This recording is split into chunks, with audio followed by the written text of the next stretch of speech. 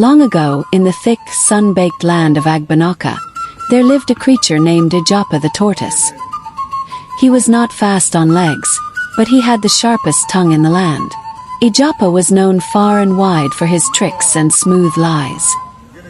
He had fooled hunters, outwitted chiefs, and even once lied his way out of a lion's jaws. People feared and laughed at him, but none could match his cunning. One harsh dry season, famine spread across Agbanaka. Rivers dried into dust. Yams withered in the soil. Trees dropped their last leaves. People tied their stomachs with rope to kill hunger. Yet, every morning smoke rose from Ijapa's rooftop. The smell of roasted plantain, fried fish, and sweet stew filled the air. The villagers whispered among themselves, "How is it that Ijapa, who owns no farm or goat, eats like a chief during famine?" The truth was that Ijapa had stolen a powerful drum deep from the sacred forest of Agon. That drum was no ordinary thing. It belonged to the spirit of bounty. It was meant only for times of great need. When beaten, the drum summoned food, wine, and music beyond imagination. Ijapa had come across it one afternoon while pretending to look for firewood. He saw the spirit stepping aside to relieve himself. Ijapa, fast as lightning for the first time in his life, grabbed the drum and fled. But the spirit saw him and cried out, "Greedy creature! You may beat the drum, but if you do so with greed in your heart, it shall summon your end." Ijapa laughed and ran until the spirit's voice became the wind. He reached home, locked the drum in his hut, and that night, he tapped it once. Calabashes of steaming pounded yam appeared. A second tap brought fried fish, pepper soup, and palm wine. Ijapa danced until his shell nearly rolled off. His wife, Alake, watched in fear and wonder. "Husband," she said, "we must share this gift with the people. The children are dying. The elders are hungry. Let their bones rattle." Ijapa replied, licking soup from his chin. "Did they not call me lazy?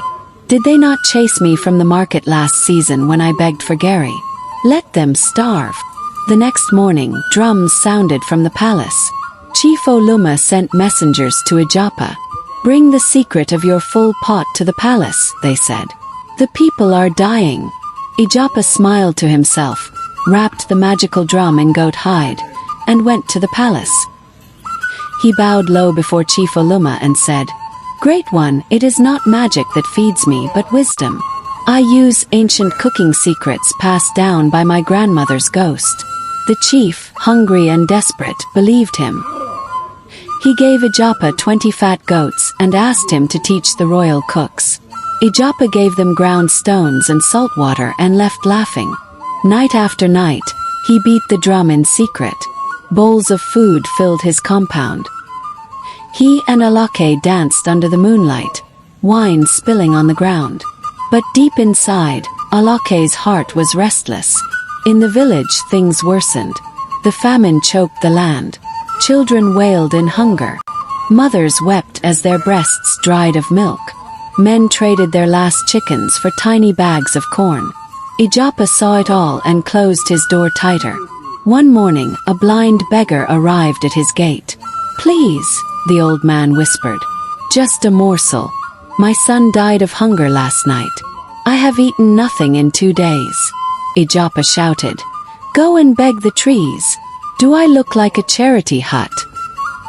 He poured sand into a calabash and handed it to the man. Alake wept silently as the blind man stumbled away. That night, as Ijapa slept drunk from palm wine, the spirit of bounty appeared in the dream of a small orphan boy named Keem. Keem was thin as broomstick, but his spirit was mighty. "Child," the spirit said, "a greedy tortoise has stolen my drum.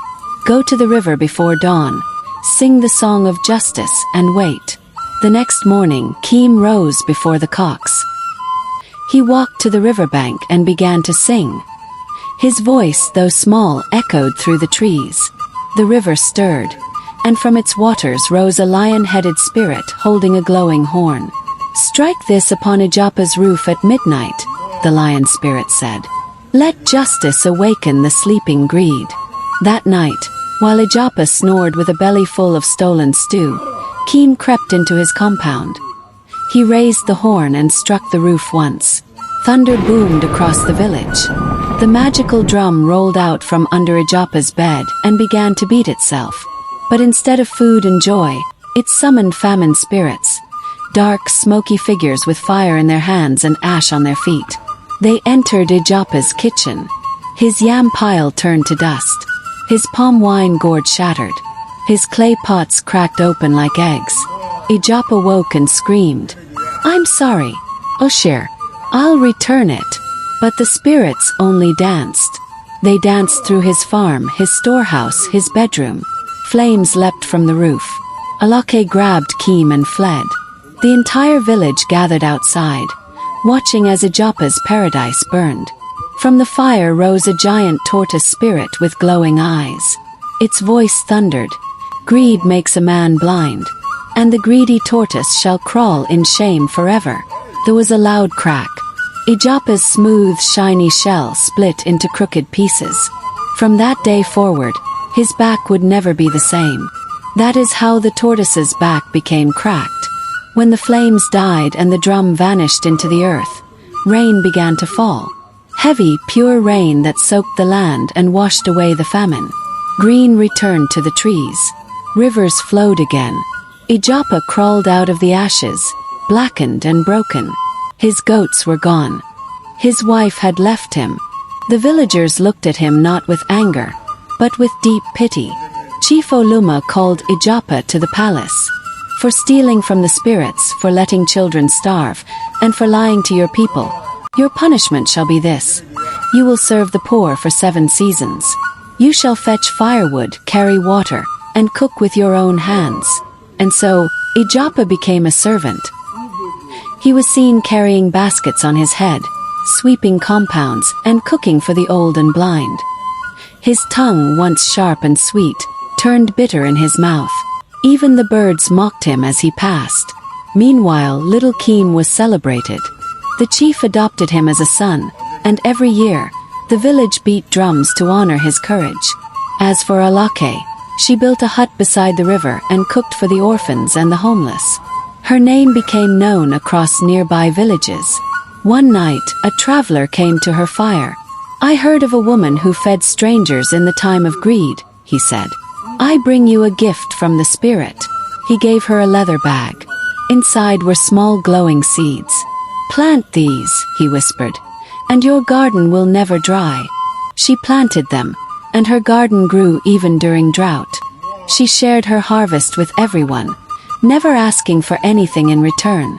Ijapa, now a shadow of himself, watched from afar and whispered, "If only I had listened." Children would ask, "Why is the tortoise's back broken?" And the elders would reply, "Because he carried greed until it crushed him." Ijapa became a wandering tale. In every village he entered, children gathered around and begged, "Tell us how your shell cracked." He would sit, sigh deeply and begin. It all started with a drum and ended in shame. Some say he never truly changed. They say he still tries to trick birds to fly him across rivers, only to fall and land on his cracked back again. Others believe that in his old age, Ijapa built a small shrine near the forest where he first stole the drum. There he feeds ants and birds and tells children stories about honesty. No one truly knows which version is true. But one thing is certain. The tale of Ijapa teaches more than laughter. It teaches wisdom, consequence, and the heavy price of greed. Agbanaka grew strong again. They were not rich in gold, but rich in lessons. Every child learned the song Keem sang by the river. It became a lullaby and a lesson. Share your yam before it spoils, for the greedy lose their soil. Each year on the day of drumfire, the villagers beat their drums, not to summon food, but to remember justice. Ijapa, now old and bent, comes to listen. He nods slowly as children perform his story, and cracks a tired smile when they pretend to beat an invisible drum. And so ends the tale of the tortoise and the stolen drum. A story of lies, punishment, and a shell that cracked beneath its own greed. The end.